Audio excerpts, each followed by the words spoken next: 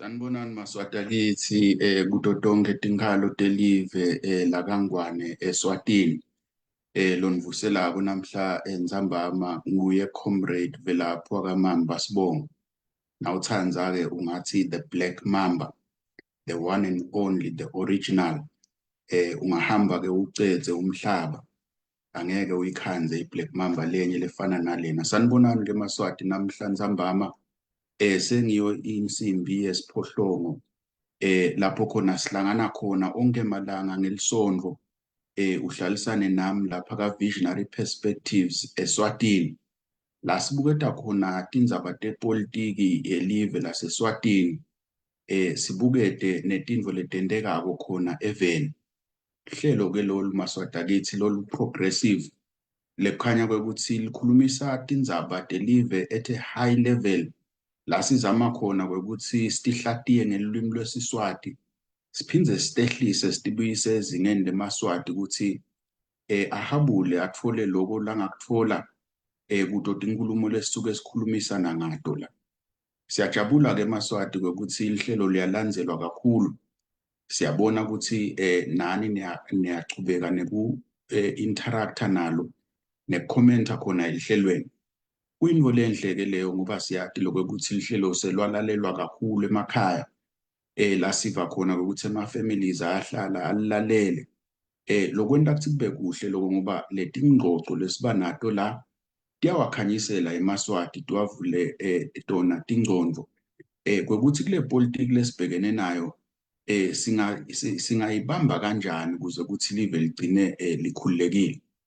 Siyabonga-ke maswati akithi sicela-ke ukuthi nisangena khona elihlelweni njengenihlala yenta bese seniyathinza lona likinobho lekuhambisayo nale nkulumo la pheceleti loku lesithi share button kuze kuthi nalomunye losekhaya ayithole i-Black Mamba alithole lona lihlelo naye ahlephuleleke kuva kwekuthi namhla sikhulumisana ngani.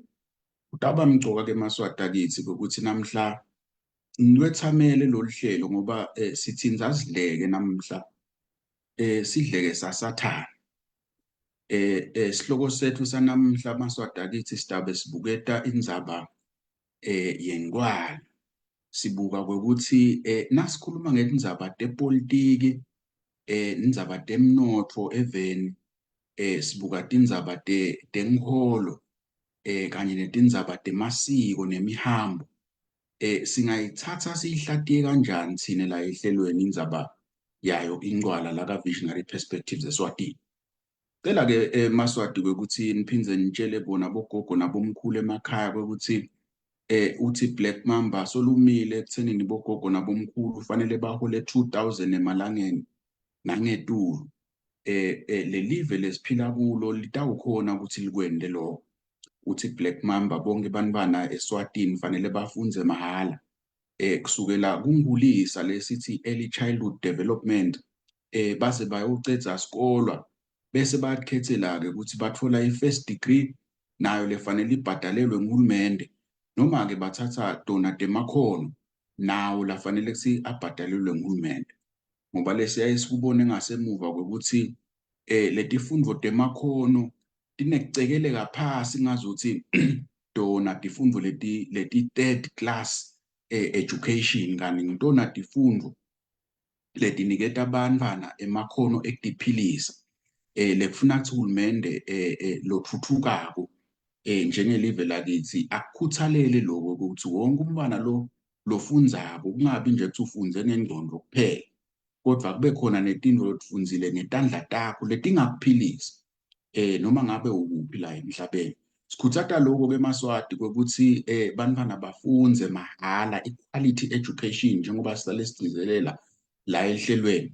Sikhutsata kuthi tibhedlela telive kube nemithi tiphindze tibe nema-top end hospital and clinic facilities elihlangothini lwase kunakekeleni bantfu kutemphilo kusukela le phasi la sithi khona i-primary health system wendlulele ku-secondary health care system uze uyofika ku-tertiary health care system. Sithi bonke lama-levels of care and medical support to our people akabe ezingeni lemhlaba.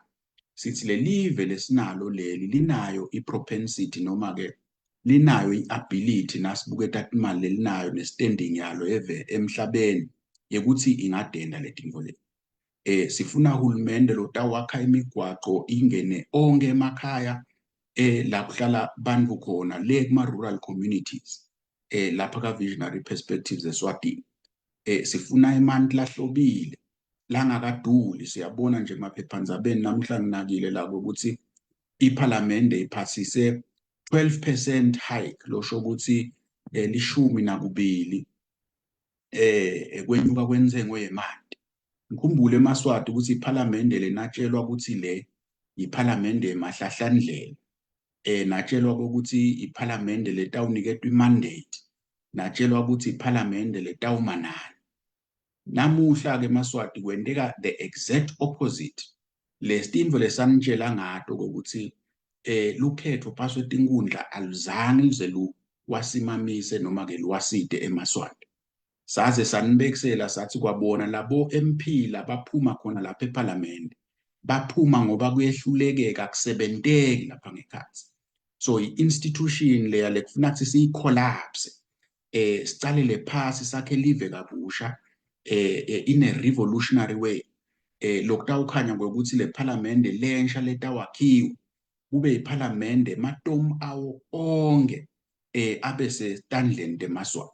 Solo sime lapho-ke thina la ka-Visionary Perspectives eSwatini, sime kuleyo mbono leyo Maswati akithi kokuthi ninake lokho ukuthi le tinto letendekako nagesi ukhulisiwe, nemanti asakhulisiwe, naletinye tingoni tempilo yenu Maswati tiyachubeka tiyakhuliswa, tikhuliswa ngile phalamende lenatshelwa ukuthi iphalamende yemahlahlandlela. Kufuna-ke ukuthi kucace lokho Maswati akithi.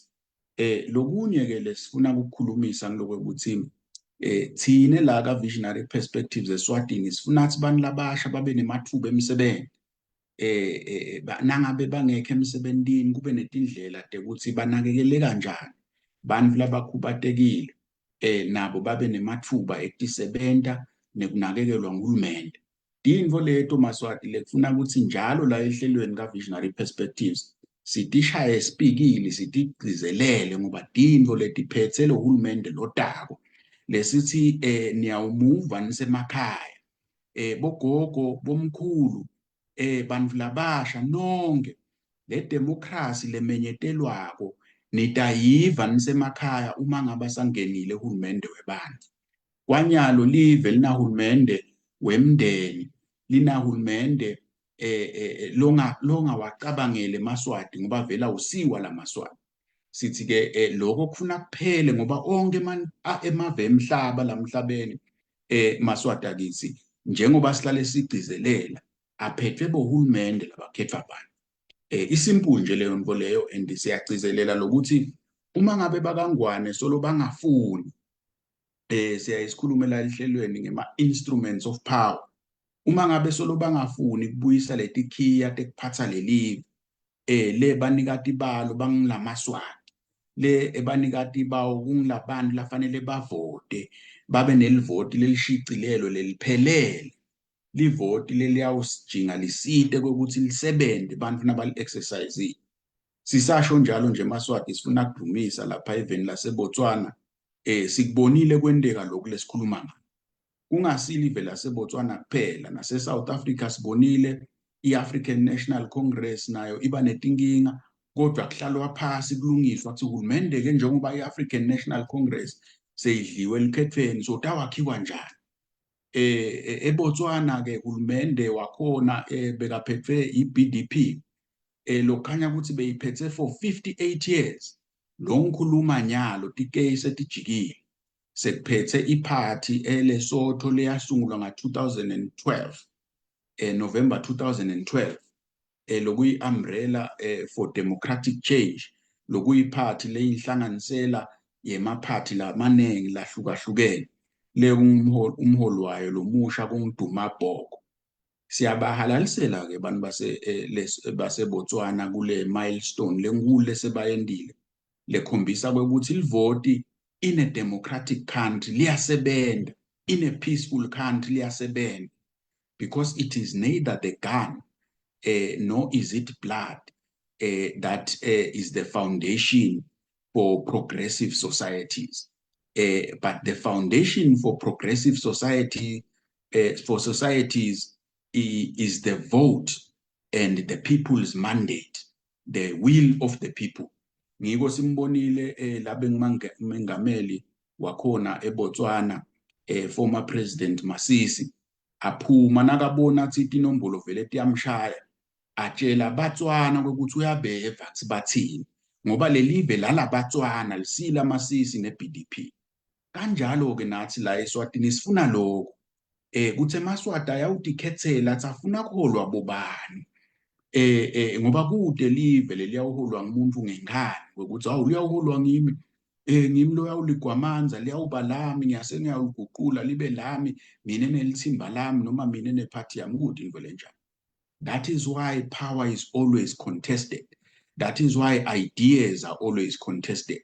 Ukuze labantu batokhetha the ideas of the day that they support. Njengoba nje eBotswana sebakhethile bantu kakhulu bakhethe i-UDC njengoba sengishito, but baphindze bakhetha second opposition kwaba iBotswana Congress Party, which is also historic because i-BDP lendlela lefaka umzaca ngayo ilegcinene lokukhombisa ukuthi vele labantu abasayifuni sanhlobo. Legcinene nangikhumbula ngabe angicala imanga ngathi itfole tihlalo letintsathu eParliament. So it's the will of the Botswana people. So ngiloko-ke eMaswati le democracy la ifika ibe yinhle khona. Nyalo utawungena uhulumende lomusha usebente unencumbered by another power structure other than the people. Wonke muntu lohola hulumende uhola on the basis of the will and the mandate of the people, not on the basis ukuthi uyinkosi wena wabekwa nguNkulunkulu isiko lethu lithi asihloniphe wena. I-nonsense leyo, and isikhathi saleyo nonsense leyo siphelile nala eSwatini. Nathi eMaswati achithe yonke le nto le yechashadwa bukhosi, akhe kabusha live leMaswati leliyawugcina libuswe ngeMaswati ngendlela lafuna, according to universal democratic principles, human rights, good governance, and the preservation of the will of the people, even in the context of the preservation of our nationality. And sike sakhuluma-ke thina la ka-Visionary Perspectives eSwatini ukuthi nationality yethu is not about being in alignment with the royal family. That's not our nationality. Our nationality is that we are Swazis. We are modern Swazis, equal in stature to all other nations of the world, and demanding and deserving of running our own country that we have elected through democratic principles, and running a government that we can control, and the resources of the country that we can control.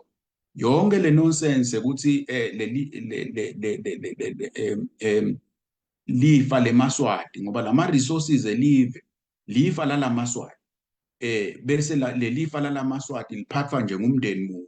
Siphelile isikhathi saleyo nto leyo. So nango-ke lesifuna kusho ukuthi siyabadumisela kakhulu laba baseLesotho, sethembe ukuthi bayawuyibamba kahle live lingafele etandleni tabo, basakhiphe nahulumende lothethe isikhathi lesithe kangaka, bakline nale corruption lebeyikhona lapha eBotswana. And thina siyajabula ngoba sinebudlelwano lobuhle nawo omabili lamaphathi lakhethiwe. Sesiwadumisele nje kuhle kakhulu impela. All progressive forces in Swaziland must recognize that government and make sure ukuthi it's a government that enjoys our support singeMaswati, because the BDP has been very bad to us as Swazis.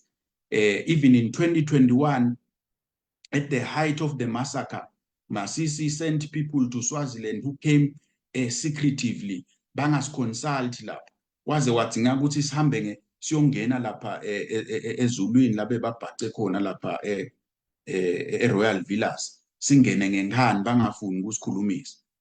Sangena ngenkani sato demand athi sifuna ukukhuluma la ngilamaSwati labulewe ndisiyathi kusabulewe njani.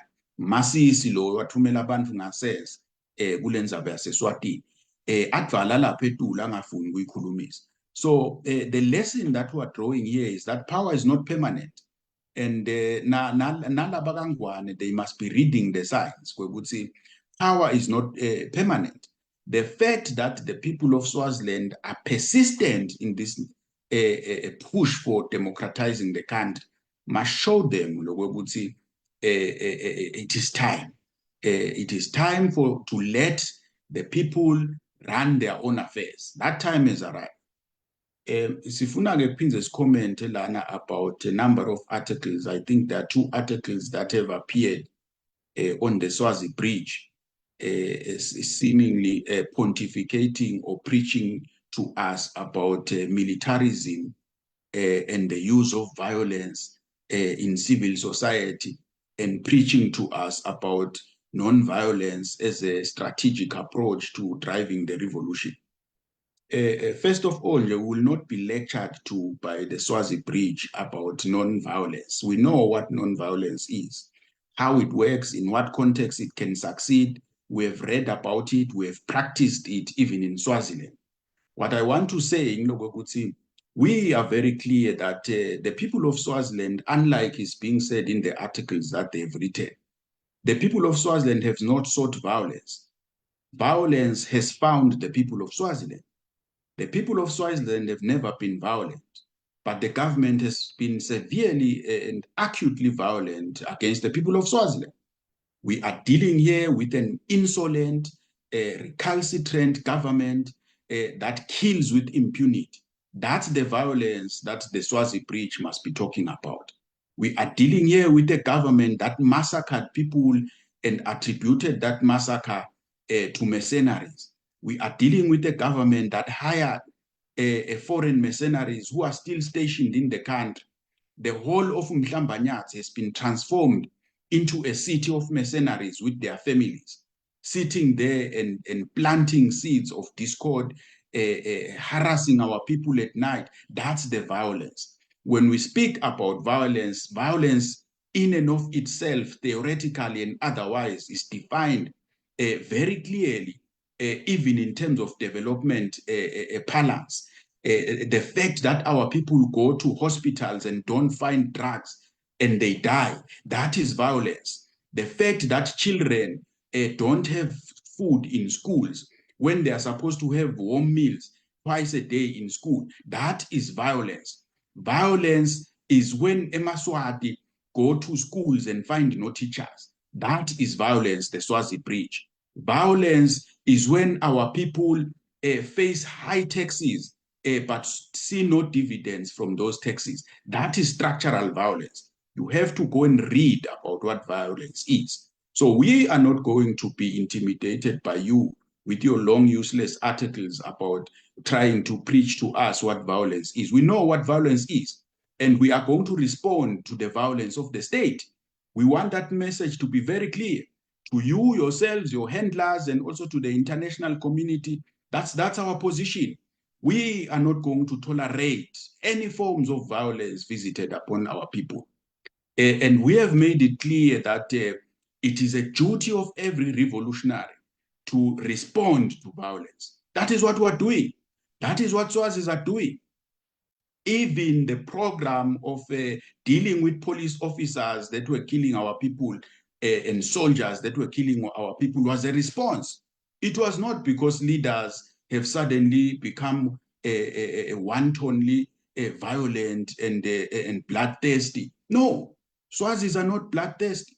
This regime is actually the one that is bloodthirsty, that's killing our people with impunity and making sure that it suffocates their voices. So we want to respond very clearly to you, Swazi Bridge, and whosoever is handling you, that we understand that non-violence is one of the tools that are available in our repertoire in our toolbox, and we will use non-violent means where appropriate, but we will also respond to violence by the state.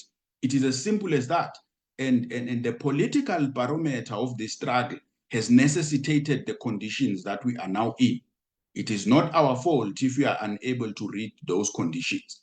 So we want to make it clear on this issue so that everyone understands what is happening. King Mswati is a violent man. You have seen him going all over the world, globetrotting, looking at guns, looking at arsenal, instead of looking at things that will help our country to develop, to be unified, to be peaceful. Hamba wonke lo mhlaba abuka tibhamu, umbona ukuthi uyatihalela leti bhamu, uyabona ukuthi ufuna kubulala lamaswati ngayo. Bese nitositshela ukuthi violence my food. There is no violence here. We are responding to violence and we will respond maximally. This struggle has entered a terrain where every tool in the toolbox must be used. Every option must be on the table for our people to be free. That is the message, that is the language, and we will maintain it. Whether you like that or you don't like it, it is the pathway that is going to move us forward to attain our freedom as a people. Just needed to say that because it's something that has been placed in the public domain. Ngifuna-ke Maswati akithi nyalo ukuthi sale siqhubeka sibuka indzaba lesitabe siyikhulumisa namhla la. Njengoba ngishito sibuka indzaba yencwala. Maswati akithi-ke le ndzaba yencwala lesiyibuka namhla la itawudzinga cishe emalanga lamanengi ngoba it's a complex issue. It's a deep issue. Akusiyo nje into longahlala la ka visionary perspectives eSwatini namuhla. We discuss in full in all its various permutations, in all its multi-layered dimensions. Angeke kube possible ukuthi sikwadi define in full. But lesingakusho ngokuthi our attempt today here utawuba ukuthi siyibukede in a broad strokes kind of way.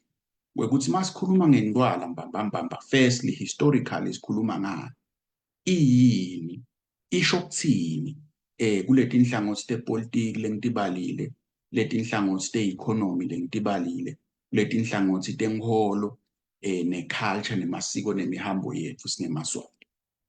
And ngikusho lokho ngoba Maswati siyati lokho ukuthi ngaJune 2021 makufanele live lihlale phasi libe ne-dialogue, wabalekela khona Mswati encwaleni, wangena ku-seclusion wayobhaca.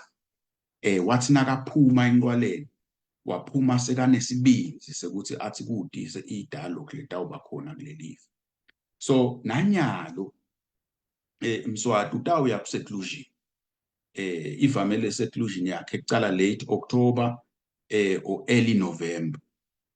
So nanyalo noma ngakunini utawuya ku-seclusion.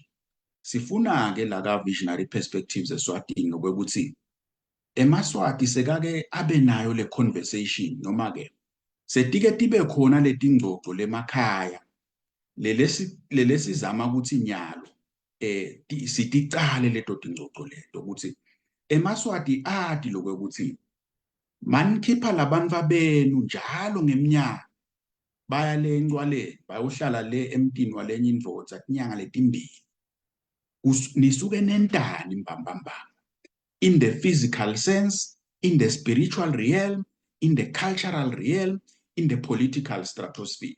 Nisuke nentani nanimixa labantu abenu lapha encwaleni. So ngiloko nje lesitabe sikubuketa Maswati akithi namhla la lihlelweni ngidawuzama lokuthi ngingabi academic kakhulu Maswati ngoba ngifuna lokuthi siyithole lo mnyombo lokungenani, noma ke lesingathi ngesilungu the gist, lo mnyombo ukuthi nasikhuluma ngale nto le sikhuluma ngani. Ndawukhumbula ke Maswati ukuthi ngithite kakhulu sithinza sidleke la sihleke sasathane, nangabe sikhuluma ngencwala nje sithinza sidleke sasathane ngoba ngilale livela kangwane lisime khona liphethe khona la. Ngiko lenkulumo yanamhlanje le ngiyithulako bangeke bayithanze, kodwa ngiyayethula ukuze kwekuthi historically ibe khona le record lokuthi abati lamaswati sikwendekani, abakhona emaswati bekabona sikwendekani nesikufunaka kwendiweni. Kulabo ke benu Maswati labathanza kufunza There are a number of written works, research works, lendiwe from an ethnographic and scientific analysis of the Ingwala. Labanye by approach from a historical lens, labanye by approach from a religious lens, labanye by approach from a cultural lens. So there are many different what you would call conceptual frameworks where we would see Ingwala now we define or might define within these parameters. Kukhona labende nema sociological studies. Kubuka kokuthi in society, what are the various functions? If you look at the functional approach, what function does Ingwala play in society? What are the various layers of this ritual? Ngoba Ingwala maswati lamahle lefuna understand i-ritual ceremony. A ritual ceremony ke maswati lesizathu lesibanga ukuthi namhla ngikhulume ngale Ingwala ngilokwe ukuthi when you participate in a ritual losho ukuthi mawuthi imbanzakala nemkhiba thide noma ke neluhla thide lwemsebenzi thide noma umhambo thide ufuna uwadi lo mhambo ukuthi utimbanzakanya nje yini imithetho nemibanzela nemiphumela yalo involved timbanzakanya na ufana nje nekuthi mina nje am Roman Catholic eRoma you undergo i-catechism ufundziswe ukuthi what is the scripture ufundziswe ngema-codes nema-religious practices ala esonvele ngokuthi uma ngabe uyodla sidlo nje ngiyabekisa kusho ukuthini lokho ku nawuthatha i-holy communion what does that mean to you what is its significance religiously in your life what is its communal value what is its spiritual value what is its theological value uyafundziswa kuze kuthi lento nase uyenda wenda into lo watiko ukuthi utibophelele kuyo uyayati imibanzela yayo kodwa lana sifika encwaleni bantu bayabhuza nje babhuze baye lapha encwaleni esagana inkosi thine lisiko lethu leli kodwa awadi ukuthi mbambamba lisiko lakho njani lisiko lakho nguphi la ungena khona wena kuze kube lisiko lakho dingo ke leto lesifuna ukuthi sithi deconstruct noma ke sitihlatiye namhla la ehlelweni ukuthi onke maswati atati ngitawucela ke maswati lokho ukuthi njengoba ngishito ukuthi this conversation today is a trigger conversation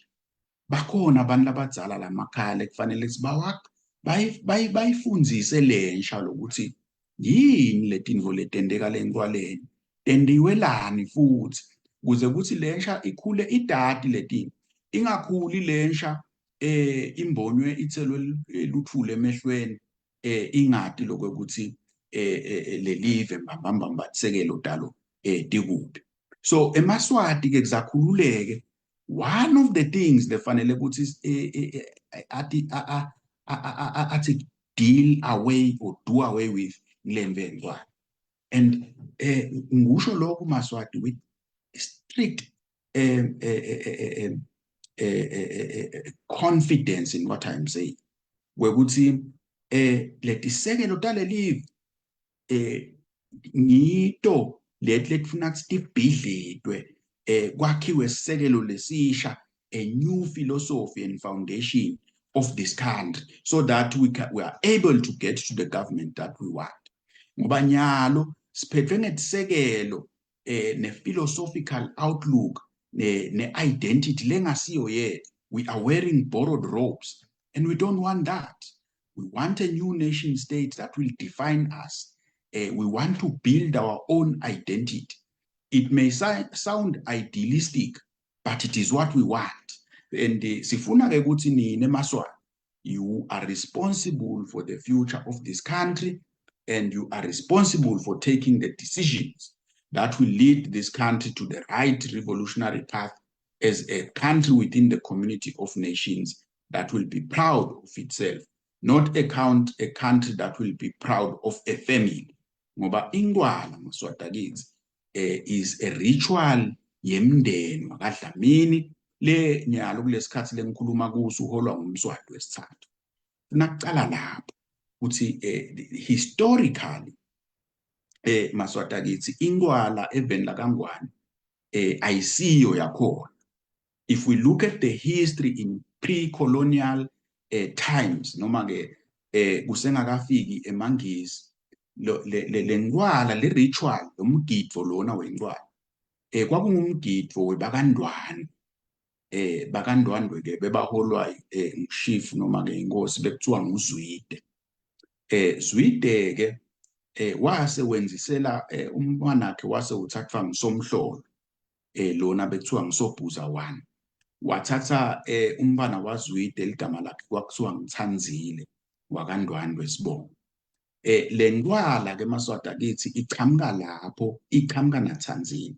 Kodwa le ngwala le ndlela beyigidva ngayo boZwide, it was called the ceremony of the first fruits festival or ceremony. Losho ukuthi ngumgidvo wekuthi emakhosi kube ngiwo lese enase kulinyiwe selukhona lulimo bese sekayaluma leto dithelo tekucala letilinyiwe la emasimini etivanzini. Kwakungakavumeleki ukuthi bantfu phaca baqale kuvuna engathi ke emajoti nemathanga nemimbila nemabele, ikakhulu emabele ngoba sisive la endasini Africa lebe sidla emabele kakhulu. Lento yembila iyefika lifika nebelungu. So kwakunalo masiko lawo ke ukuthi awufuna kuluma emakhosi kucala kungona ke wonke umuntu sangakhululeka kungena emasimini adle kudla la kulimini. Asichaze ke maswati sikwakona lokho from a power analysis perspective, an ideological and class perspective. Kwayona leyo practice leyo was feudal in nature, was oppressive, was dominant, because it was emblematic of the subjugation of the ordinary citizen in that society. Losho ukuthi singayibuketa sikwakhona lapho isese i-first fruit ceremony kwakuvele kuyiculture yekucinzetela labantu bacinzetelwa yini ngilabaholi babo who were the monarchies or the chieftaincies at the time. So that's an important point to make sisa wenda lo msebenzi lo wekhulumisana namuhla. So bengitsite ke ngifuna ukuthi labafuna kufunda they can read a number of scholars, but ngifuna kakhulu namuhla kusayitha Hilda Cooper. Hilda Cooper has written extensively, an African aristocracy, writing a biography about Sobhuza. But the one that you must pay attention to is a book titled A Ritual Kingship Among the Swazi by Hilda Cooper, published in 1944. Go and read that book. It's actually the classic, or is considered the classic literature on Ingwala, even though kunema perspectives la contained in it's about 29 pages now ifunds kunema perspectives that have been challenged by other scholars, but it's the foundation. So if you want to understand it, it's an ethnographic writing, so it's written by someone who was an ethnographer. Of course, sikhumbule ukuthi Hilda Cooper he was not an African.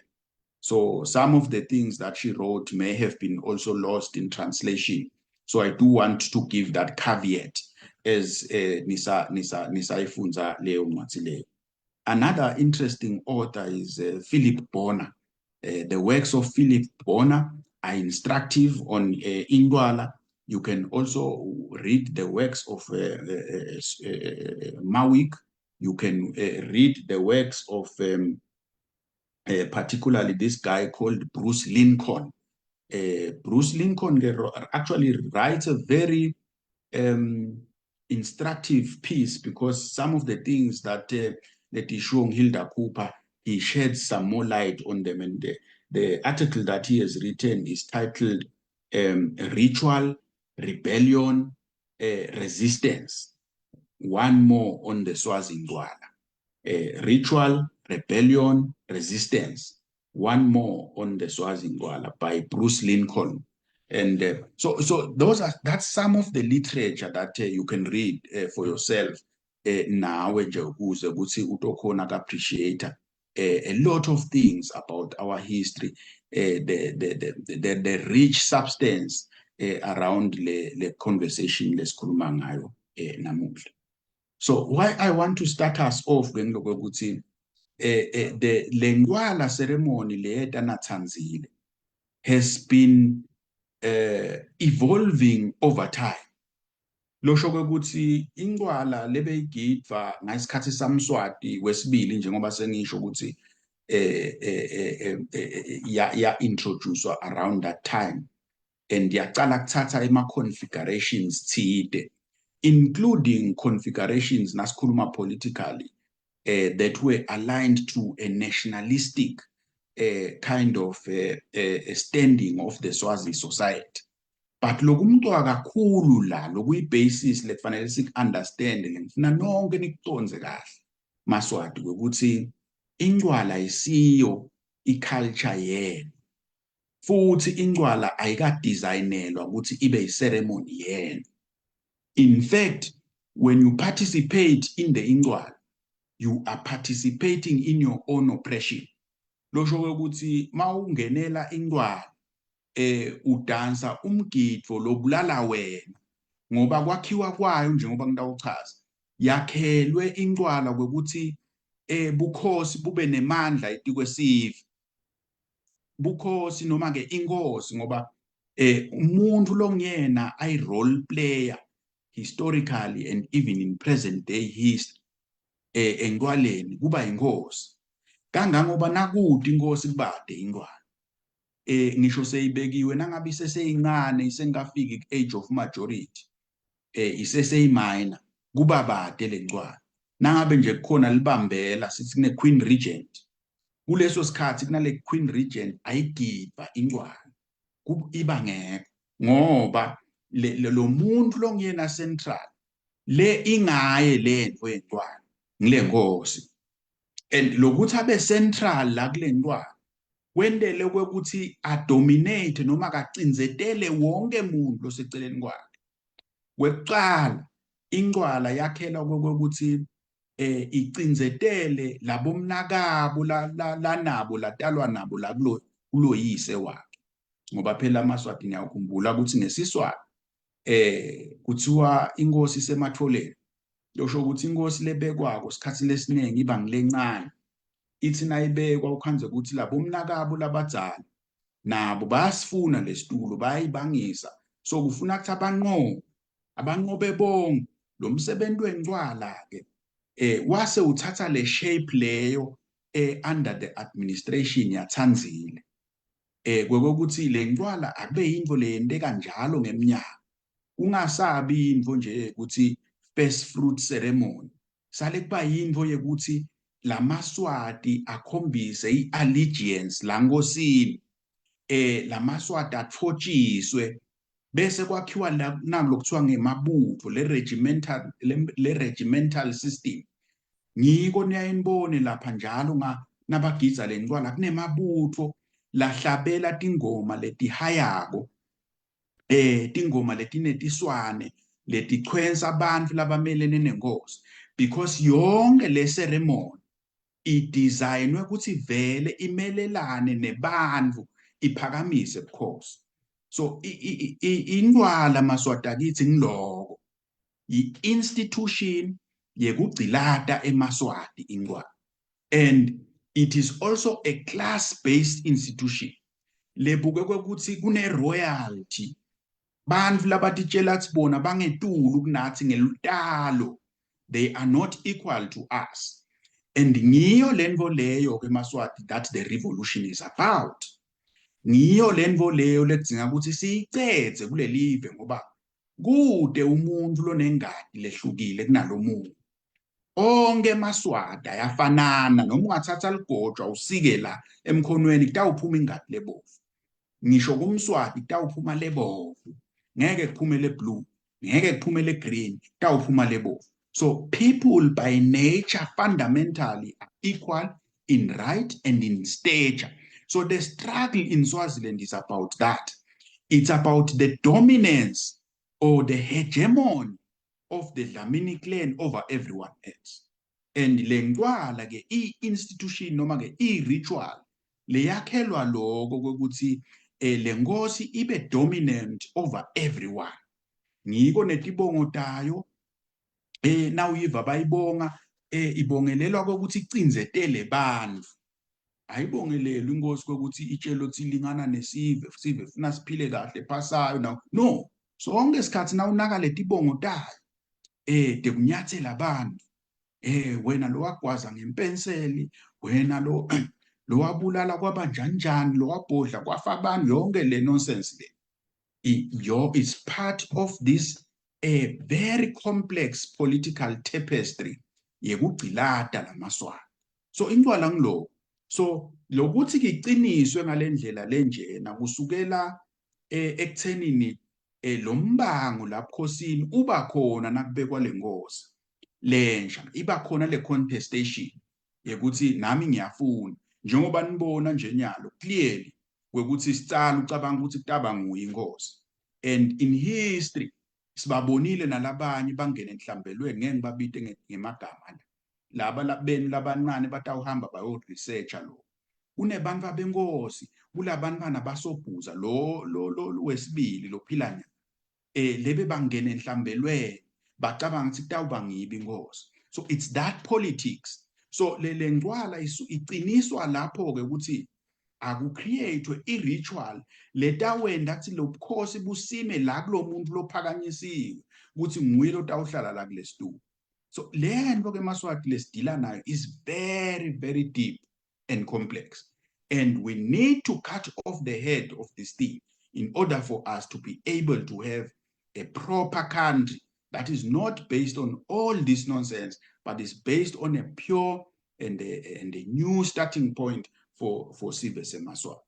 So ngeke ke ngene kakhulu kulomlando ukuthi i-reorganizwa nje kanje le ngcwala kwende njani, but bekunemnakabo Mswati bekuthiwa ngifokoti lebe ke naye afuna lesikhundla fokoti ke wase uyahlulwa ke nakuliwa kubangwa sona lesitulo but kwase kuyabonakala ukuthi indlela letawuqinisa lobukhosi akuthathwe le ngcwala yendiwe ibe central in the life and the existence of lamaswati, so that it becomes a suppressive dominant or rather a suppressive tool yekudominata lesive semaswati. So isukela lapho ke le ngcwala over time ke what has happened maswati ngilokwe ukuthi le ngcwala nale nkosi have been central ekuthenini ku-introduce letinye amanye ama-dimensions lesingathi they are bordering even on witchcraft.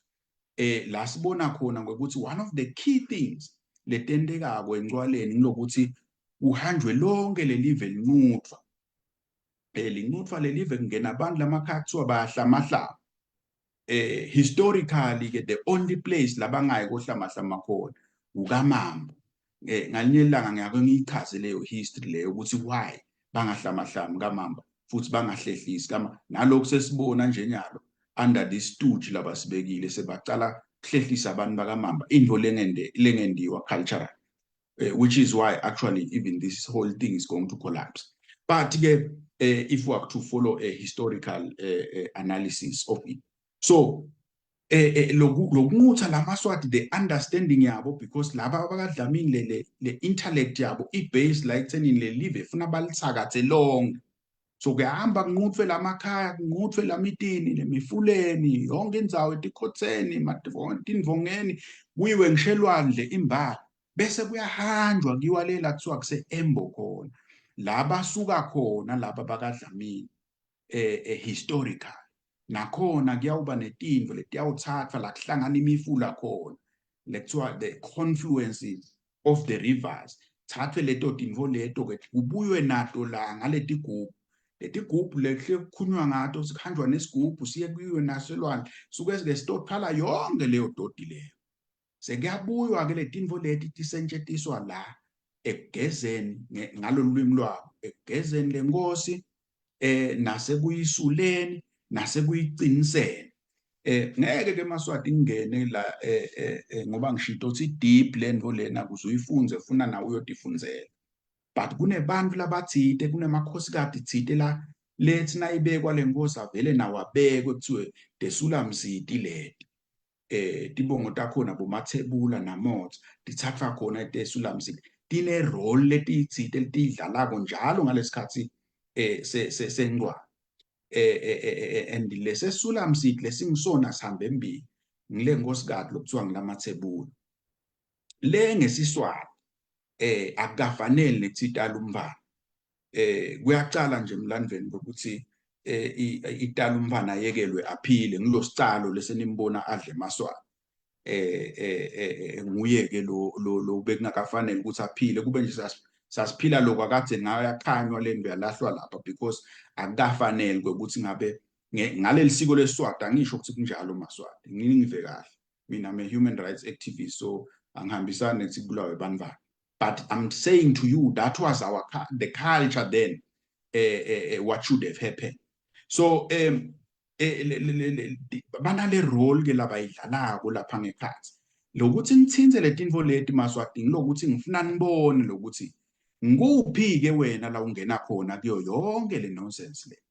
Ungenaphi nje wena ekuthenini sekubuthwe tinsila dalo lonke lelive damikiswe esigujini lokuyogezwa ngaso Mswati. Ungenaphi wena? Ungenaphi wena ngokuthi kunesesula msiti lafanele alale naso Mswati ukuthi cleaner njalo ngeminyaka. Ungena kuphi wena nebantu bakho?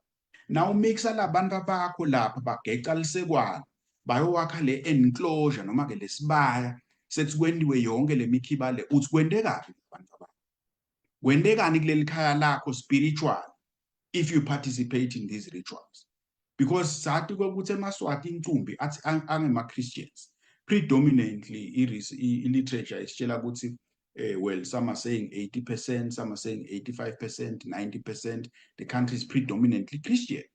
Kuze kwakhishwa naletinye tinkolo etikolweni kwasala i-religious kwasala i-Christian education kuphela ngekuthi kuthiwa live lemakholwa. But le tinto letendekako they have got nothing to do with Christianity.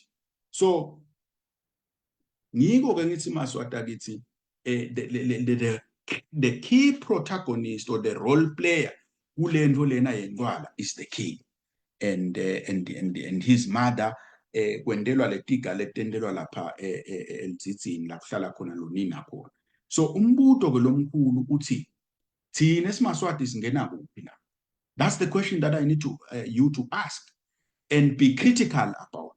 How is it our issue that a family has got a ritual and then we must all participate in it? Bese sitshela ukuthi hey lisiko lethu sonke le. Lisiko lethu sonke kanjani? Nguphi la kusifaka khona thina sisive?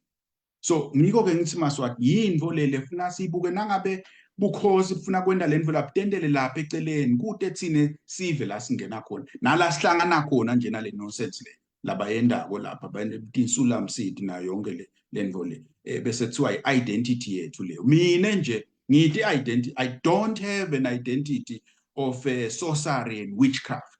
I don't. And every Liswati who is in the progressive space and who wants democracy must never be blinded about cultural identity and a respect for Pan-African values kule nonsense le. We must be able to decipher lokungiko nalokungasiko. So ngiloko ke Maswati lesifuna kusho nje. I was just explaining the historical dimensions. I want now to get to the political functions. Some of them have already touched. The supreme logic in the whole framework yencwala ngilendzaba ye-protector inkosi, right? So wonke umuntu lo participator kulento lelo kuthiwa incwala, interest yakhe uvikela ubukhosi bakaDlamini.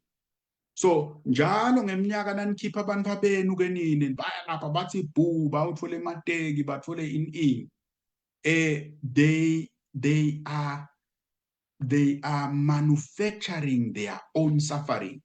They are participating in their own oppression.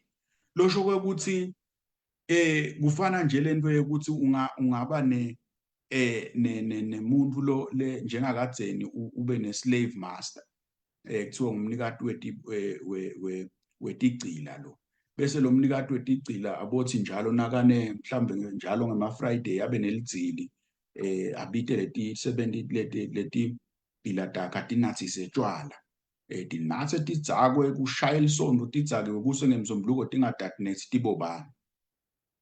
Bekisa kanjalo ke lento ukuthi leto tigcila leto atiyuze betingayuze tikhululeke ngoba tigcila letibanjwe ngilomgcilati wato usebenzisa tindlela tsite, in this case alcohol, ukuthi bamba ukuthi tingamvukeli. So nangalapha ke uma emaswati angak-understanda ukuthi lokuparticipate kulento lena yencwala, you are participating in a ritual le designed to be one of the key facets or yakhela ukuthi igcilate emaswati. So in other words, every political system has got a way to manufacture its hegemony and its dominance in society.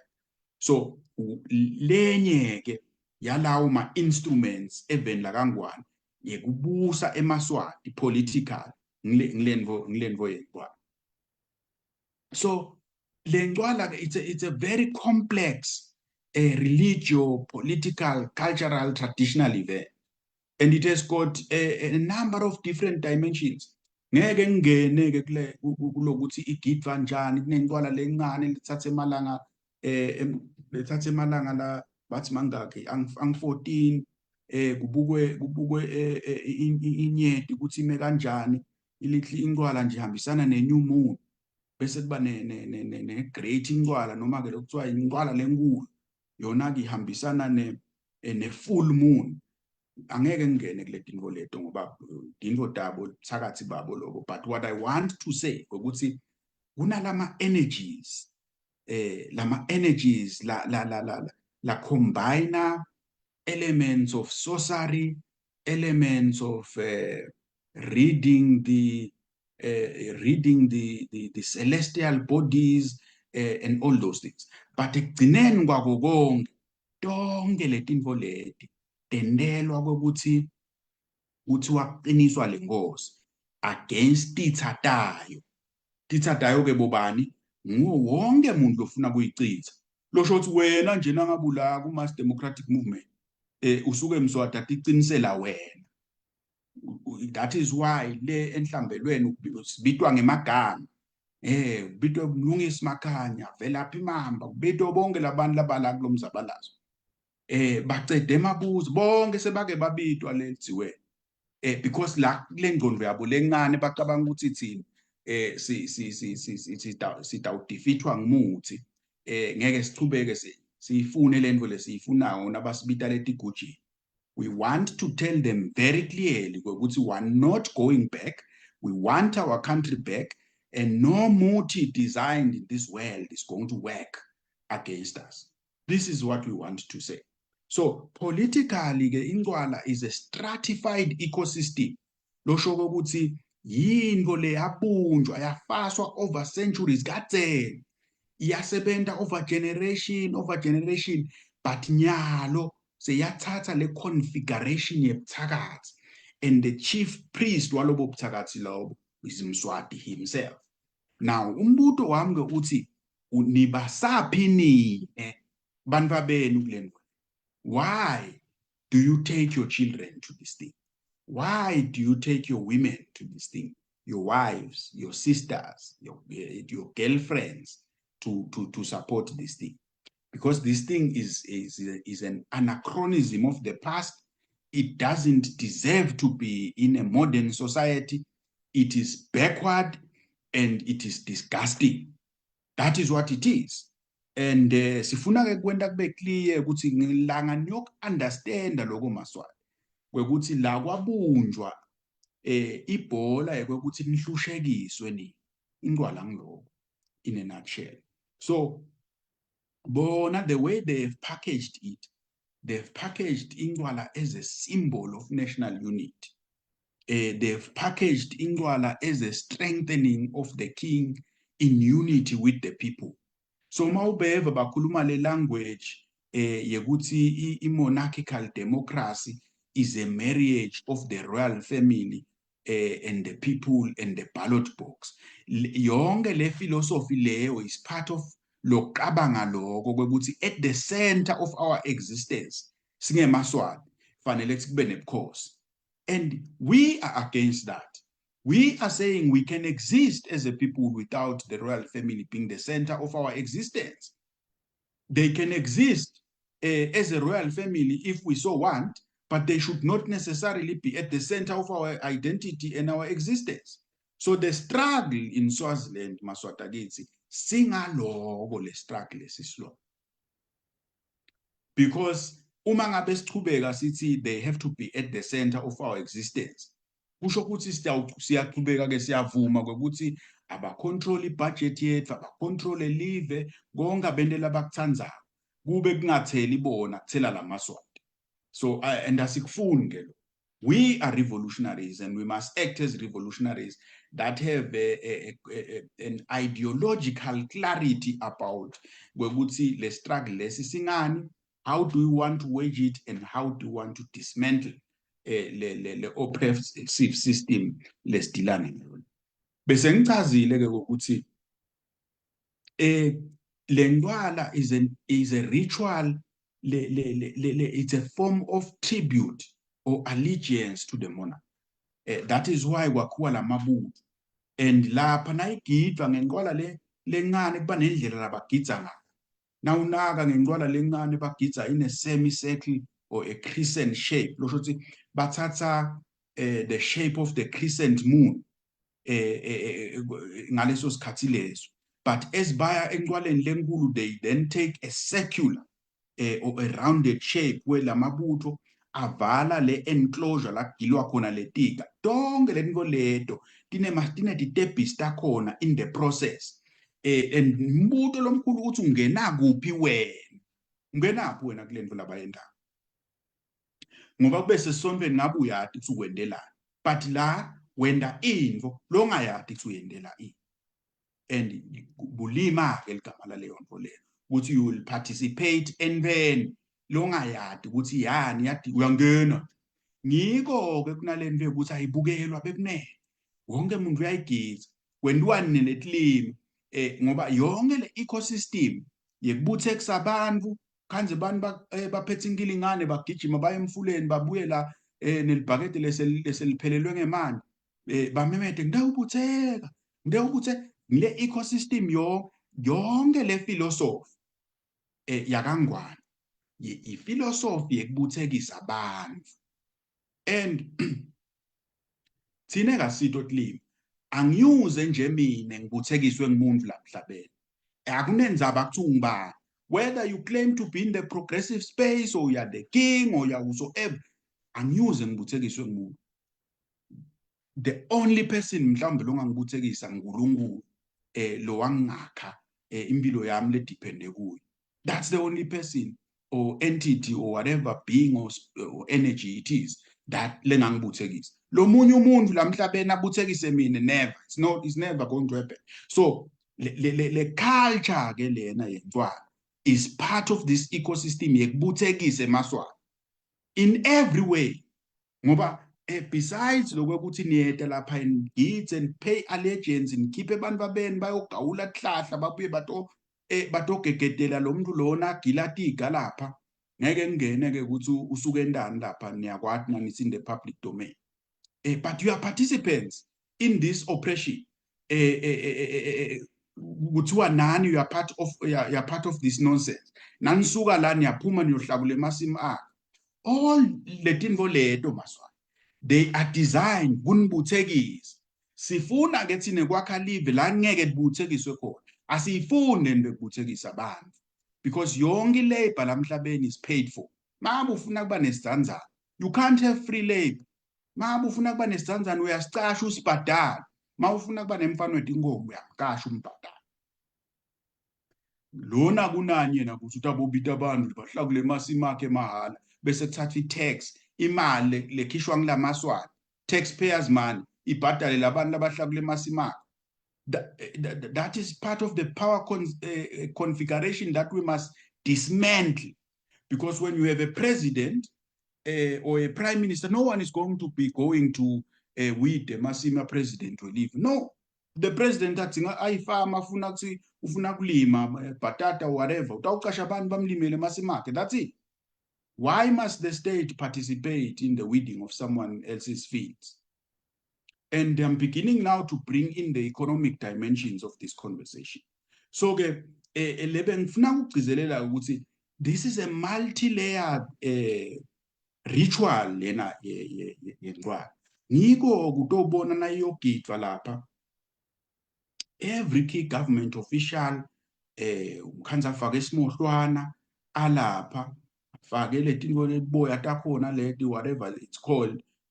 Bonke lapha bafuna kutshengisa i-allegiance noma sekuphuma tikhundla even atiphumi tikhundla ngemerit kokuthi oh you are qualified to do this for us wena therefore we bang RA tiphuma tikhundla ngekuthi uyabonakala yini into hlehle enkosini ngentwana utshale lihlehlako yini and lokuhlehla ke ngiko lokugcilwayo lokubuthekiswa is part of the ecosystem yekuhlehliswa.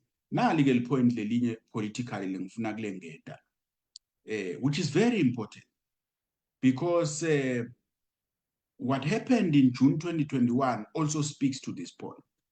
Lokwekuthi lamasoja lawa lathenjwe kakhulu lapha kangwane lalanike ama instructions ukuthi hambani yobulala abantu hambani nibulale abantu athathwa la kule ecosystem yemabutho lawo masoja emabutho bantu labafunga kusibona bayofela enkosini bagaba simohlwana bambita ngensimbi lo simohlwana lokuhlalo bangaze bakugabela lo ensanyeni lobungibona kuphethwe ngalo lelive bafakwa ke lamasotsheni all the units ka intelligence emaphoyiseni ka correctional service latitolo bakhona everywhere in the spyware sale system. Umsebenzi wabo is to gather data, information, intelligence, see bantu labangema threats, baba neutralize. The system is very nuanced maswa. Kangangoba nyela ngakubona umuntu agula afa khani bamfakela poison 2 years ago. Ufanyalo nti na cancer bamfakela poison wafa. Patanati. So so I'm trying to make the point that there is a connection between the political role of the securocracy noma ke emasoja nemapolisa nema correctional services nyalo sebafakene bakafire. There is a political dimension and umbilical cord that is connected lapha kule ecosystem lemunya khona lephethe lelive lebuthekisa lamaswati lekufanele ukuthi ni understand. So let me then recap. Politically, this is a ritual that is designed to ukuthi lendwala umsimeto wekuvikela bukhosi akusiwo umsimeto wekuvikela emaswati. Imbeleni ngumsimeto wekuvikela lenkosi kulamaswati ukuthi lamaswati angayivukeli. So lamaswati naka participate kule nvole ashifilela lokho lokuhlupheka kwawo. So njengoba senibekisile ngalenzaba yetigcila nemnikati wato ukuthi umnikati wetigcila uyati ukuthi igcila takutenda njani ukuthi tingamvukeli.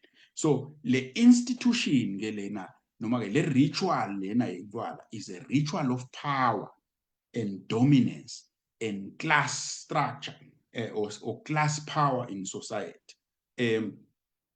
Le ultimately mawufunza le literature kuthiwa nakacedza yonke lama processes la wendako step by step la ngcwale at the end nakaphuma he must be rejuvenated. Losho ukuthi is reborn again as the Lion King, the untouchable. Ngiko ke Mswati ethelele ngoba aka understand now nanimchallenge ukuthi le mithi yami kana isebenzi naba sebangivukela ngibuyele ntwaleni ngothatha imali ucabanga njena kwatshelwa from a young age ukuthi ulibhubezi lelingathini thine-ke singemaswati funa simtshengise silibhubezi liyafakwa ilokhuzana liyajujwa libhubezi inhloko nangabe kubonakala ukuthi timvu tiyaphela la ekhaya ticedwa libhubezi niyalisuka nje niyolilandzela ukuthi nalo lalihamba khona jijele lendvo ngesikhalifa. That is how you protect the sheep from a rampant lion. So the lion never understands why it is being attacked when it is eating the sheep, because the culture yale institution yemonarchy ithi baphathe labantu laba bakho lifa lakho lonke lelifa ngikade awuphuma athi konke lokulaveni kwenkosi. All those narratives are part of this very retarded ecosystem oppressor emaswati. So inherently in political terms we can say ukuthi indwala must be understood maswati politically ukuthi institution yekugcilata emaswati. So kuze ke maswati aqale kuyi-challenge lento le funa aqale ngekuthi angabamikisi labantu babawo kule institution le angaparticipate kule tinto leti. We must collapse these royal activities in ways and means that demonstrate ukuthi lesikhathi sale democracy lesiyifuna sesifikile. So ke sengigcina ke maswati the indwala ritual is a way in which the regime manufactures its power. And it's the most significant and most sensitive nerve center of this institution. Now ungathi uyambamba nje Mswati ngelanga na ungathola indlela kumbamba umbambe nje nakathi usasenclusion uthi kutabati ingwala lonyaka angafoma into longazange soyibona umtshele nje sakude ingwala lona nene lotaba nayo umthathe nje umfaka umvalele endlini somewhere uthi kude ingwala uye ingwaleni lonyaka wena. So I'm just trying to explain ngiyati ke ukuthi bese baba khona abantu laba distorta tinto lengitishoko la nganyelanga ngiyabekisa ngithi hey Mswati uyayesabi unrest sengenda ke an allegory lapha noma ke ngenda an illustration ukuthi na ungahamba nje uthi hey na unrest iyaqala hawu kwase kuyathathwa lokhu nami sengibitwa nga unrest ngabona awu nebakithi kodwa ke ukuthi lesingakwenda Maswati lokuhle ngilothi bayalulalela lo hlelo bangiva ukuthi ngithi and bayafunza kulo nako lokumcoka lengimcoka ngako mina because ngiyangibona nje labanye babhala la bathi hey lwani lona lo hlelo ukhulumela futhi siyadi thina silwani lo hlelo and why we are airing it and we're going to continue to air it sifunzise patiently la Maswati to understand ukuthi le revolution lesiya kuyo sisalungela kuthatha lelive njengoba ngishido evikini leliphelile ukuthi there is a program of rage ngiyabona nje abanye yiphi week of rage there is a program of rage just wait for it you'll see it when it manifests itself so that's what we're saying and then the third aspect ke Maswati le ngifuna ukuyikhulumisa ngile economic dimension kwekuthi kunema arguments ukuthi oh wow ingcwala is a globally recognized ritual ilethe ama tourists eveni kube kuhle kube nje abayeta abantu from all over the country fair enough but kusede embambamba study mhlawumbe ngimi Maswati mhlawumbe ngimi am ignorant nitangisida uma ngabe am ignorant ndangisida ningifakele lapha kuma comments. I haven't seen any actual study or scientific study lesitshengisako ivalue cost benefit analysis yendwala to our government kwekuthi nje the reason we have indwala besides from an economic perspective what are the spin-offs, what are the benefits, how is it feeding or plugging into the economic system and therefore assisting the country. Of course you can then argue from another intellectual perspective, but no, you can't just look at it economically.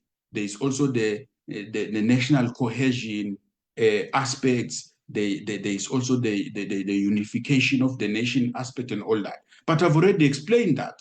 Which politically, that's problematic because the Ingwala is not a symbol of our unity as a Maswati. If it was a symbol of our unity, ngaba kuhlatshelwa tingoma lapha kuqhwenswe bantu laba ku-mass democratic movement. Ngabe it's not a platform to threaten us there in that space. You'll recall Maswati ukuthi nakubulawa comrade Thulani Maseko, Mswati personally issued a threat ukuthi ema-mercenaries akhatha udila nathi. And that very day, Thulani Maseko on the 21st of January 2023 was killed. And next year, we are going to the second year solo alpha. There is no investigation whatsoever around his killing. Instead, they are trying to spin it. They are trying to link it to the murder of Bheka Makakula and all this nonsense. We know, we would see, there has to be an independent investigation into that matter and making sure that the culprits who are responsible for it are brought to justice and are brought to book.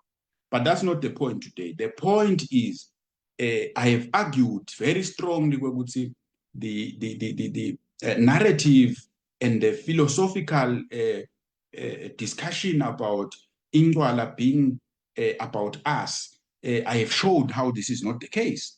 Ingwala is about the royal family, not us. We don't benefit anything from it. In economic terms, it's even worse because when we look at the interface between this event and our country, we can actually bring in experts. Sitha senisbalele ma losses leswendako nje silive ngekuthi hosting one. Because maka seclusion Mswati, the entire country becomes paralyzed. The entire country becomes paralyzed. Konke lamahovisi tingadi sasebenti kahle kumiwe kuthiwa live selingene emthandazweni bekunene. Kuba netikhathi lapho khona kuvalwa ngisho titolo. Ibhizinisi njengalesikhathi leso comes to go slow. Konke itinto tahulumeni. Losho ukuthi mbambamba le live laseSwatini lisebenta from February, which is February, March, April, May, June, July, August, September, October. Liyagcina kusebenza. So le live lisebenta 9 months. Emave lamanye emhlaba sebenta 12 full months. Sitawuthuthuka njani ke thina nabe we have 3 months of wasted time. Last focus akona sithi sigidza ingcwala. Lengasisithi ngalutho. Labantu babethu labaya lapha kule ngcwala. Basuka lapha engcwaleni babiyele etikolweni letide bothishela, letide ma textbooks, letide internet, letide kudla, letcollapse. Basuka lapha engcwaleni. Labantu babethu labaya lapha engcwaleni bangena esibhedlela. After being exposed to heat, bahambala langeni bawugawulana nensekwane. Mabafika la sibhedlela bakhanza imithi kude. Bakhanza medical care kude. Bakhanza ma specialist doctors kude. Labantu babethu labaya kulenvo le. Bade kudla la emakhaya. Food security is an acute problem in the country. So where is the benefit of this thing to the country? There is no benefit except that the benefit is for the royal family. Ngiko ke mina Maswati letinto lengifuna ukuthi nitati leti nitifunze kusukela namuhla niticabange futhi noma ngabe ucomrade noma ngaba usilo, you must find sense in what I am saying here. Of course labanye batawuthi hey, this boy is very radical. Umangale ukuthi kona ngibita ngemfana nje kwende njani ngimzala sekuna 43 weminyaka usangisabitwa ngemfana. Hayi khona kufuneka le nto le. But what I'm saying is from just an economic standpoint, there is no value add that this thing is bringing to the country, but there is a great damage that this thing is doing to the country. And that's what why are we having to suffer this damage for the benefit of one family? Ngesikhathi sengcwala kuphuma tonke imoto tahulumende njalo nje kuthengwe letinsha la tonke tawube tehlile tiyele engcwaleni tonke tethiwe timne full tank aze lamabutho asuke ngato lengcwaleni akamiswa ngisho la kuma roadblock ahamba landzeni imfombi tawo lapha kuyiwe imidanga lazweni kudlalwe ngemali yelive kodwa mawungathi wena ufuna iambulance nyalo uyagula usuka lesithobelweni fanele uphuthunyiswe eMbabane kude suddenly ambulance fuel mangabe kufanele kuhambe tindvo tahulumende tawusita abantu ma-farm implements tigulumba nani khanza tigulumba isikhathi sekulima fanele ngathi yaduma tigulumba le kuma-RDA timile kuthiwa kude diesel kodwa ukhona diesel wekufaka emalolini ahamba lanze bafana belisekwane. These are the kinds of conversations eMaswati need to have critical if they are to have a new country. We must ask these hard questions.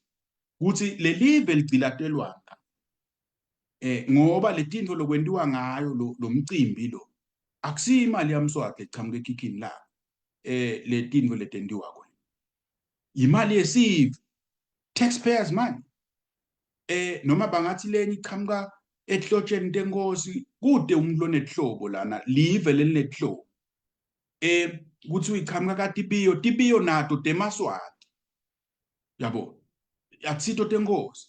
So that's the kind of thinking lesifuna ukuthi sibe nayo lokuthi the public interest supersedes everything else. Lo shoko ukuthi le mpilo yalaMaswati ngiyo lehamba embili kunako konke eMswati akithi lekufanele sikubuke. Lapha sengigcina kulendzaba ye-economy. Le business ecosystem lehambisana nalenqwala uyathengisa noma wendani lapha the massive tenders lahambisana na kunebantu nje bawo labatiwa ukuthi umbane ngosibani nguyelo thenga tshwala umbane ngosibani nguyelo letha imidada umbane ngosibani wemamakhiya lethwa nguye. The whole ecosystem doesn't benefit the ordinary Swazi. That is the point that we want to make. So when we look at the economic dimension, and you can bring others yourself, what I've said is not exhaustive, but there are other elements like in Shitonje, let go slow. In other countries, time, kunana program let's a government turnaround where you do causes to see what hulumende longer see effective. How do you help that government to unlock the policy practice bottlenecks? Lakhona lendas lo hulumende angasebenzi efficient. Bantu laba leso space le ma experts la leso space leso, they can tell you wekuthi if you have a line ka home affairs le bantu labang 200 a day but kula bantu labang 200 uprocesse wena 50, what does it mean to the economy? So if you have a businessman that's standing in the line waiting for a service number 200 that day, and that businessman has not been helped, what is happening back to his business? What is happening? And let go slowly and has massive impacts on our economy. Onge masheke lafanele ngabaya badalo lafaka ingosi noma ema deals lafanele ngabaya khathwa, because now umholo we literally you don't rest unless uthatha leave. You don't rest. Kuthi ma investors kuthi abantu batokhuluma nawe every day thina lethu uyahamba kufanele uye holiday for 3 months akekho emsebenzini. The person lohola kakhulu kuna wonke umuntu lavela. That itself has an economic dimension and a huge one.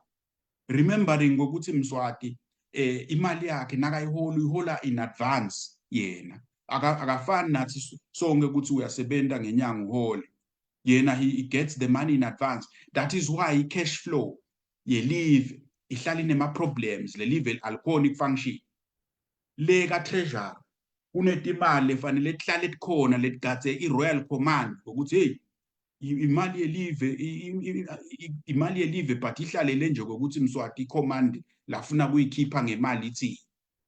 What nonsense is this? How do you run a country? How do you run a country like that? So masikhuluma ngekuthi ke Maswati lelive kufuneka ukuthi sililwele siliguqule. These are some of the things we are talking about. We can't continue Maswati on the trajectory that we are in. It is the wrong trajectory. It has bankrupted our country. It has broken our social infrastructure. and it has created a failed state in that country.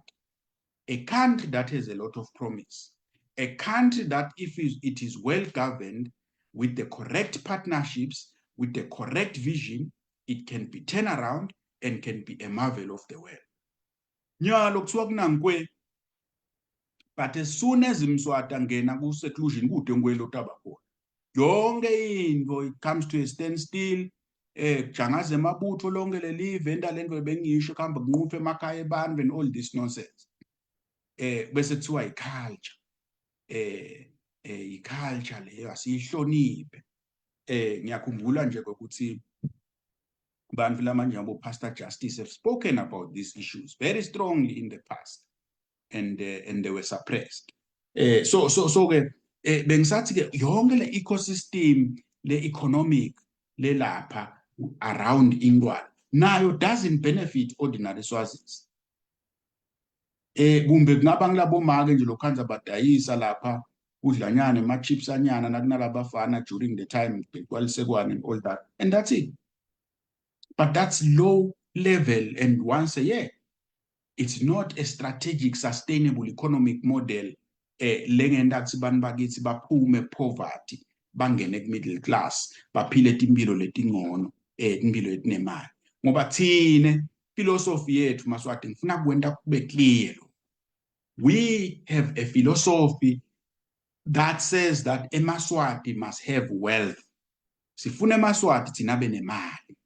Sifuna uhulumende lo takwenda kube fashion ukuthi now uliswati you are rich, you are wealthy, and you have economic opportunity. What you do with that economic opportunity is yours to decide. But we want a government that is going to open the fiscal doors of success for our people. That's the kind of vision that we carry for the country. We are not into the politics of poverty.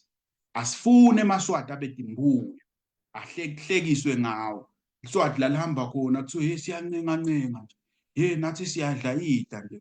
Fundiswe lento leyo. Kwenziwe laMaswati itlimi. That is why sithi nakulendzaba lena emaphoyisa abo phase 2 sithi sifuna thine onke ama-civil servants, they must have decent salaries that are at a scale that allows them to have respect for public funds and be able to live lives lane respect ngoba abantu labafunzile. Sifuna ama-salaries la kanjalo. Hayi ukuthi bantu bathi uyasebenza umuntu akutshela ukuthi uyancengancenga nje naye vele uyabonga nje lokhu lakutholile nje bakangwane bamcomisile naye so uyabhashabhasha. No. Ngiko ngathi kucala lelivangeli lasomhlolo lekuthi nine nakani umculo is rubbish lento leyo. Maswati akanake indilinga from now onwards, akanake indilinga, umculo ulandzele le ndilinga noma ke kuhambe kanye kanye. Nako lesikusho. eMaswati, I want to declare again, you must focus on having money. We want you to have money. There is nothing wrong. Batantshela thi imphanze imali imphanze yesono kodwa bona badla yona. Bathenge ama-Rolls Royce ngayo, bahambe ama-trips ngayo, bahambe ama-honeymoon, bathathe bafati labanengi ngayo. Nine bantshela thi imphanze yesono. No. Nangabe imphanze yesono asidle sonke lesono asidle sonke. So that's what we are saying. We are saying every Swazi has a right to an economic pathway that will lead them to success. We want every Swazi to be treated in dignity, to have economic opportunity, and be able to live the best lives in the world that they can possibly have. Nako lesikusho. Sifuna eMaswati kusasa abe ma-billionaires. Sifuna eMaswati kusasa abe ma-millionaires. Sifuna eMaswati kusasa abe nemali, akhe emakhaya lamahle, athathe abantu abawo bafake etikolweni tahulumende etiphilako, bahambe bantwana bayofunda ngesheya labafunako, eMaswati akabe nemali. This is what we are saying. And the struggle is about that. The struggle is about economic interests in society. We want to have a balanced socialist approach to distributing our resources in our country so that everyone benefits from the cake. Sisho njalo, wonke muntu lakulelive lakhe lelive. So wonke umuntu kuleli live benefit kuleli. Asubona abantu bakhuluphala sebaze banemalunza nawuthi babuka batisa utingaka labanye bampahla bakhona ngisho kami laba manibana bamaswati bona they are scrowl and stick insect ngeke usibalambile abakhona kudla kulibala kufakwa lapha emgodzini munye lapha phekondliwa ingulube dini. We don't want that. Sifuna le live ukuthi lama resources asekele lonke eliswati lelikhona. It must be an honor and a privilege to live in Swaziland. It must be beautiful to live in Swaziland. It must feel good to be a Swaz. You must be proud to be a Swaz. And in order for that to happen, a new philosophy needs to emerge where the center of attraction around not only our existence as a people, but also our material assets and resources must belong to the country. Nyalo bakhuluma indzabe ukuthi kutaba ne-mining, national mining company. It's a good vision, but we know ukuthi already what that means ukuthi kutaba namswati lapho uve kuthi wona 50% wema-shares akhe wabambele thina in trust for the nation. Asiyifuni le nto leyo. If there's going to be a mining company in the country, it must belong to the public. It must be a public company belonging to the government 100% under the oversight of parliament and the executive. That's it. If you are to nationalize and create an instrument of economic participation for Emaswati by taking advantage of the mineral resources and assets of the people, that is what we must do.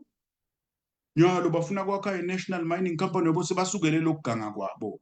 Sebasukele lokuganga kwabo. Bafuna nyalo ukuthatha onke nalama-shares langale ngake ngasaba ne-session lana sikhuluma nge-Mines and Minerals Act. La bengichaza khona athi 50% belongs to the shareholder and then 25% uthatha ngumswati. 25% split between government and the community, with government taking 15% and the community 10%. Ngakuchaza lo la lihlelweni. Ungabuyela emuva lihlelweni lasemuva uyobuka la besikhuluma nge-mining khona.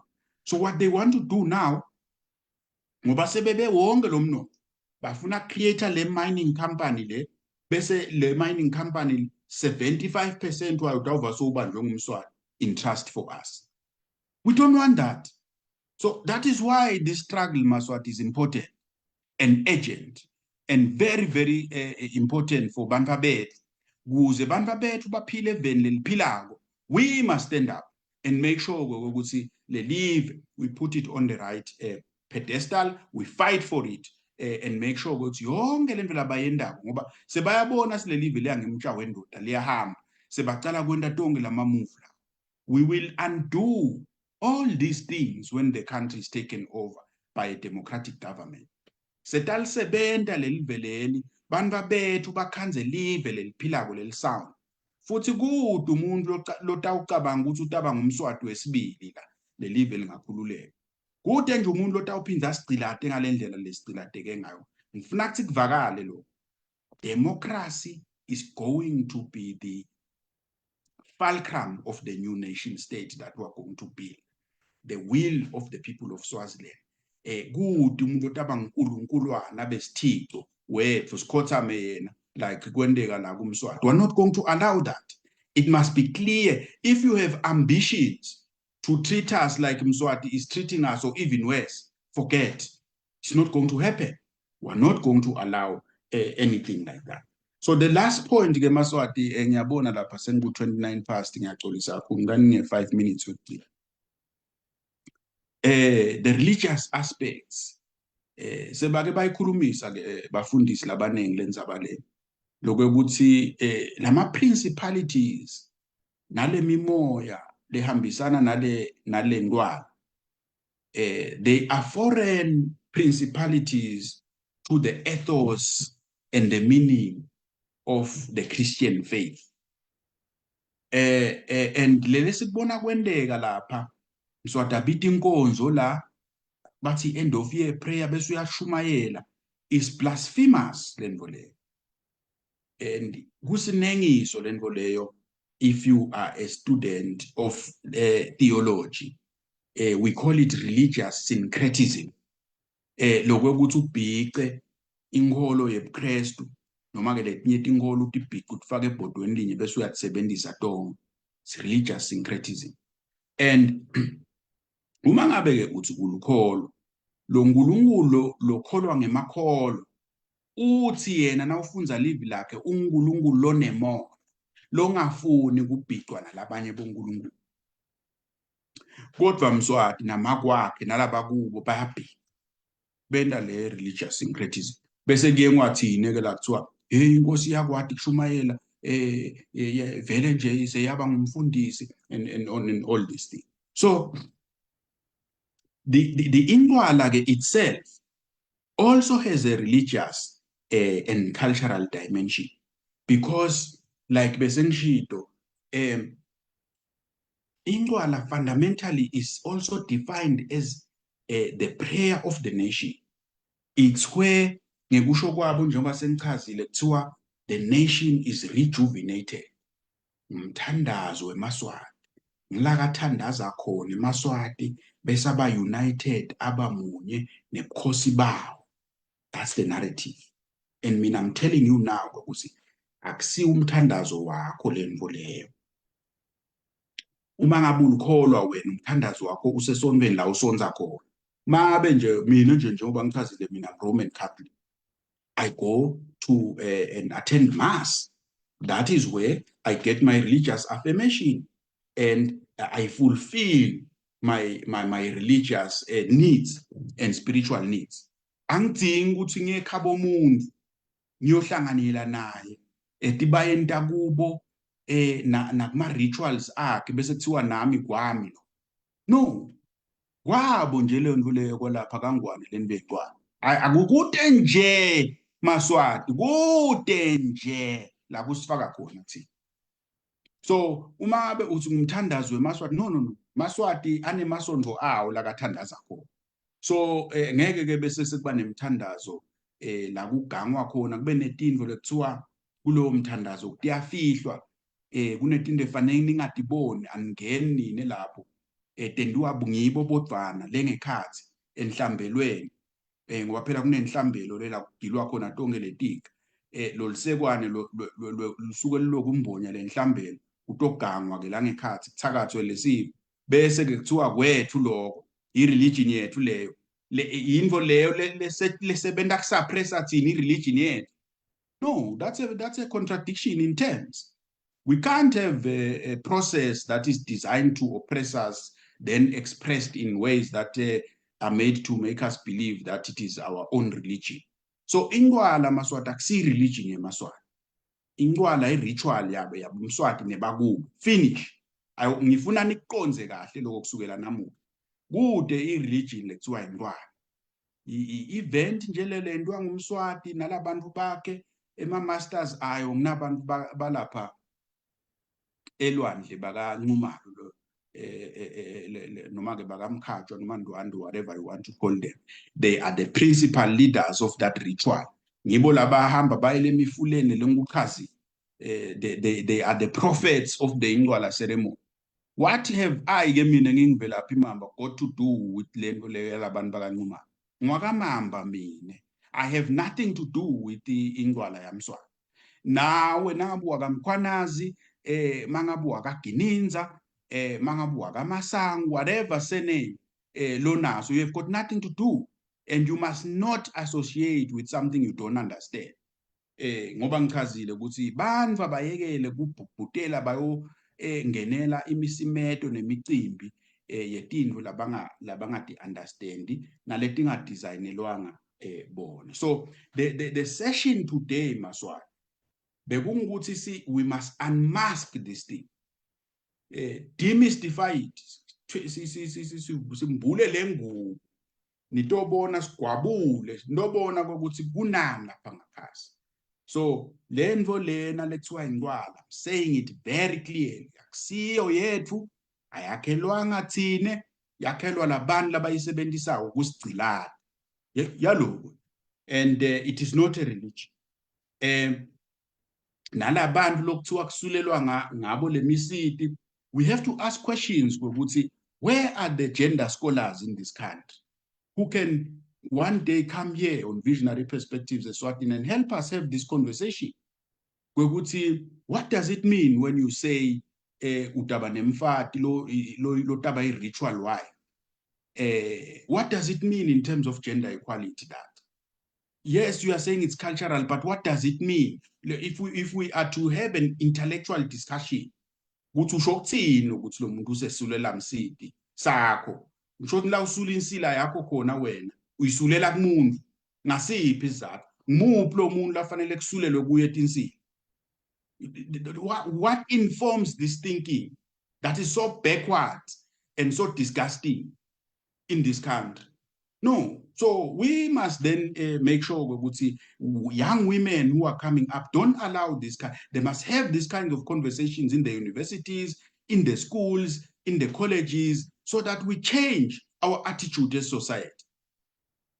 Ngoba nemuntu lasitshela ukuthi laba abantu bambekusulela kuba umsidi insila sithi kukahle lokho lisiko lethu lisiko lemalangeni nabe lisiko lemalangeni singenaphi ke thina isiko ngoba emalangeni akatendele phela khona lapha eceleni letinsila dawo abangasifaki thina bangafaki futhi imali desive kuleyo nto leyo.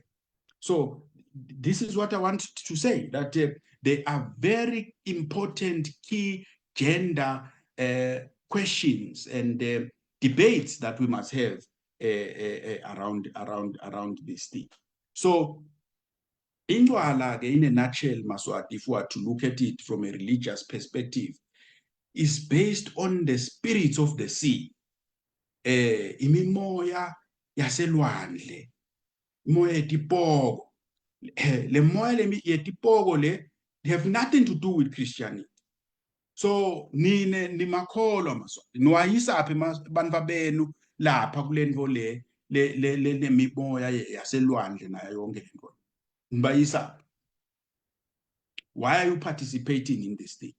So I hope ke Maswati ukuthi sengifike ekugcineni kwelihlelo nje namuhla ukuthi you have had a very illuminating session with me today. And it is deliberate on my part, Maswati, ukuthi ngibe very blunt and brazen about the way I say some of these things. It's because I know ukuthi it's important to shock you into understanding ukuthi kwendekani kuleli velele. Leli velele Maswati alisilo lebakadlamini. For decades, if not centuries, Maswati have been captured by this family ngenza by ukuthi kuthiwe kufuneka national unity, national identity, and all those things, social cohesion and all that, as if we cannot have those things under a democracy. We can have social cohesion. We can have a new national identity that is built from a new ethos and a new philosophy, or even a secular state where the government does not, even if it interfaces with religion, but does not use religion to oppress our people, does not use culture to oppress our people. So, see Visionary Perspectives Eswatini, Maswati akithi siyethemba ukuthi nithokozile kuhlala nathi. Cela ke kunikhumbuta ukuthi kinobholo kushelelisa nekuhambisa lenkulumo yanamhla likhona. Ngicela nilithinze Maswati akithi itohamba lenkulumo lo ifike eMaswatini lamanengi isabalale nadotonke inkundla tetindzaba ilalelwe ngeMaswati ate ufunza kuloko besikhuluma ngako namuhla. Velaphi ke ngwaka Mamba sibonga ngifuna kuthi namhla the struggle continues, aluta continua, the struggle never sleeps. Sethemba ukuthi liviki lelisombulukako liyawuba lihle kini nonke Maswati akithi. Nami nje ngisetohlola lathi Chelsea idlale njani ngoba nine niyangihleka Maswati nayitolo iKaizer Chiefs ifaka umzaca lapha hawu ngathi ngingabona vele ngihlekwa yonke indzawo ngathi hawu vele hawu nebakithi ngathi le Kaizer Chiefs itafuna ngiyibuke ngalamanye emehlo nanyalo ke ngisetawubuka singabe umzaca ungenile noma kwendekeni lapha ngoba bezidlala these noisy guys Hayi, nibe nebusuku lobuhle maswati akithi, siyabonga kakhulu.